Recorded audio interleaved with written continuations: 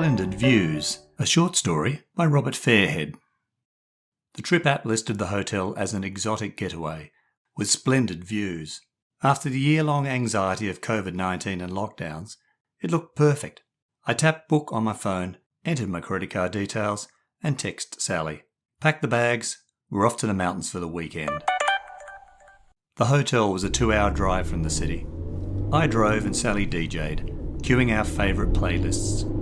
We sang along at the top of our voices, letting the songs and our cares float away on the breeze blowing through the open windows. You make me dizzy, Miss Lizzie, the way you rock and roll. The road twisted and turned as it climbed higher into the mountains, and the air grew brisk. We put up the windows and put on the heater. Every so often, we caught glimpses of a broad valley through the trees. Sally and I looked at each other and smiled. It felt good to be physically distancing ourselves from the city and COVID-19. It was night when we arrived at the hotel.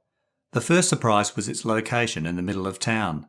The second was that it was the meat and the sandwich between a hardware store and a supermarket car park. None of these features had appeared on the trip app listing, and as far as we could see, the hotel had no views, let alone splendid ones. "Oh yes, we've got views," the receptionist assured us when we checked in. "Of the valley, just 2 kilometres down the road, next to the cliff-top car park." Sally and I glanced at each other and tried not to laugh. After our drive, we were determined not to let a little thing like Fawlty Towers false advertising bring us down. Sally took the room key and I carried our bags upstairs. We were still giggling like teenagers about the splendid views when Sally opened the door to our deluxe double room. We turned to each other and this time we laughed aloud. The room was tiny, with barely enough space for the queen-sized bed. I wedged the bags beside the bed and Sally squeezed past to draw the curtains and reveal our view of the supermarket car park.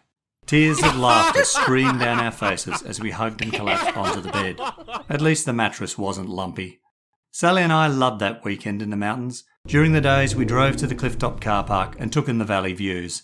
Then we descended steep steps through the canopy of eucalypts to the valley floor and walked the bushland tracks, serenaded by songbirds. In the evenings we ate dinner at the local Chinese restaurant and had nightcaps at a nearby pub.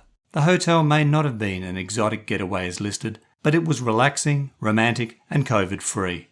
And, as Sally insisted I posted in my 5-star trip app review, it had splendid views.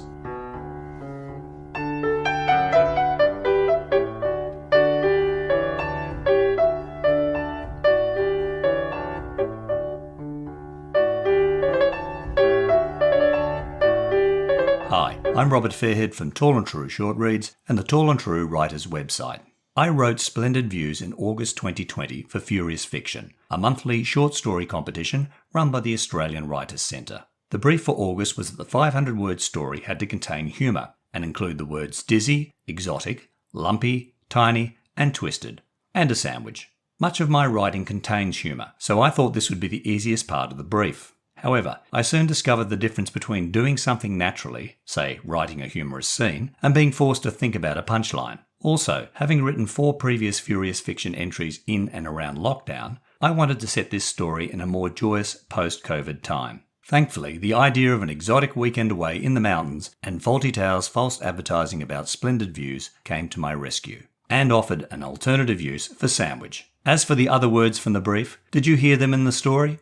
I hope you enjoyed Splendid Views. Please subscribe to the podcast and rate and review it via your favourite listening app. And don't forget to tell your family and friends about Tall and True Short Reads and the Tall and True Writers website. The next episode of Tall and True Short Reads, The Cruise Ship, will be in your podcast feed shortly. In the meantime, check your feed to make sure you haven't missed any of the earlier episodes.